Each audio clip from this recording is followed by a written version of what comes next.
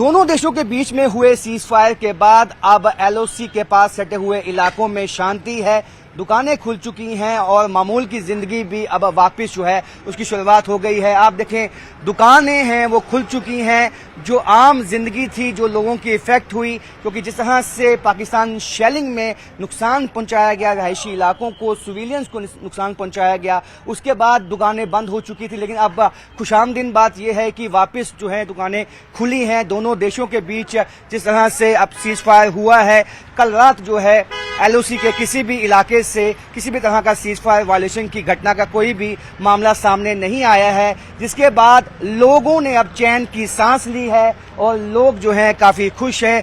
अब दुकानें खुली हैं, आम जिंदगी जो है शुरू हुई है। इससे कितने खुश हैं आप? सर बड़े खुश हैं। काफ़ी ज़्यादा हमारा नुकसान हो चुका था और हमारे एडीसी साहब जो हमारे रजौरी की शान थे वो भी यहाँ से चले गए हैं। हमें उनका बहुत अफसोस है और बहुत ज़्यादा नुकसान हो गया।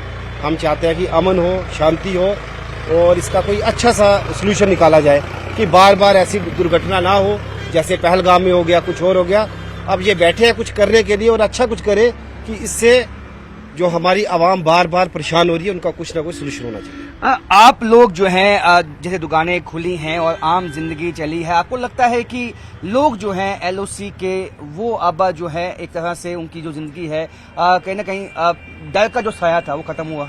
नहीं सर, डर तो अभी भी काफी बना हुआ है, क्योंकि इस बार तो हो सके कि ये मीटिंग में कुछ ऐसा हो कि कोई हल निकल जाए। अगर ना निकला तो ये चीज हमें बार बार फेस करनी पड़ती है। ये हम छोटे होते थे देखे कि ये बार बार पाकिस्तान एक नाकाम हरकत करता है और हमें परेशान करता है। बार बार ऐसा हो रहा है। इसका कुछ ना कुछ अच्छा सोल्यूशन होना चाहिए। कुछ ना कुछ अच्छा सोल्यूशन होना चाहिए और लोग चाहते हैं कि हर दफा जो है यहाँ जो एलओसी के पास इलाके हैं वहाँ पे लोगों को मुश्किलें पेश आती हैं। यहाँ पे सबसे ज़्यादा नुकसान जो है वो लोगों का होता है और लोग चाहते हैं कि यहाँ के लोगों का नुकसान नहीं होना चाहिए, तो इसका हल निकलना चाहिए। और यहाँ पे कई ऐसे लोग हैं जिन्होंने दुकानें अपनी जो है आज खोली है और एक मामूल की जिंदगी जो है वो सामने आई है। आप लोग कितने खुश हैं कि जिस तरह से आम जिंदगी वापस जो है वो पटरी पे आ चुकी है? ठीक है जी। कितने क्या कहना चाहेंगे आप? हम यही कहना चाहिए, अमन होना चाहिए, बस अमन सुकून होना चाहिए, जंग नहीं होना चाहिए। इससे हर आदमी डरता है। ठीक है, क्या चाहेंगे आप कि अमन हो, शांति हो? हाँ, अमन चाहिए हमें बिल्कुल अमन चाहिए। हमें अगर किसी का एक बेड़ का बच्चा मर जाए कितना दर्द होता है, जहाँ पर ये लाखों लोग मर जाए कितना दर्द होता है। इसलिए हमें अमन नहीं चाहिए, सुकून चाहिए। फायदा नहीं है लड़ाई से, कोई फायदा नहीं, कोई फायदा बेनिफिट नहीं है। अमन की जिंदगी होनी चाहिए, सब सुकून में रहें सर।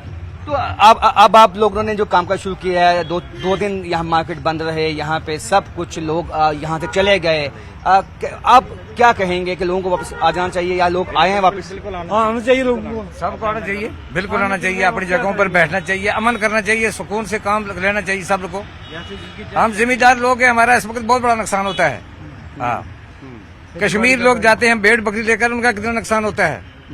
हमारा तो एक रोजी खत्म हो गया ये, इसलिए सबको अमन में होना चाहिए। तो यहाँ के लोग भी चाहते हैं कि अमन शांति बहाल होनी चाहिए दोनों मुल्कों में, क्योंकि जो नुकसान होता है वो दोनों तरफ की आवाम का होता है, यहाँ के जो लोग हैं उनका होता है। और लोग नहीं चाहते कि यहाँ के लोगों का ज्यादा नुकसान हो, और ये भी नहीं चाहते कि कोई मुल्क किसी पे जो है पहलगाम जैसे हमले करे, जिसके बाद जो है कई मासूमों की जो जान गई थी। उसके बाद भारत ने हालांकि ये कदम उठाए थे, लेकिन कहीं ना कहीं लोगों का कहना है कि दोनों मुल्कों को समझना होगा कि आतंकवाद से किसका भला नहीं हुआ और शांति से ही जो है वो मसले हल हुए हैं। कैमरामैन साहब के साथ राजेंद्र, न्यूज़ 18 रजौरी।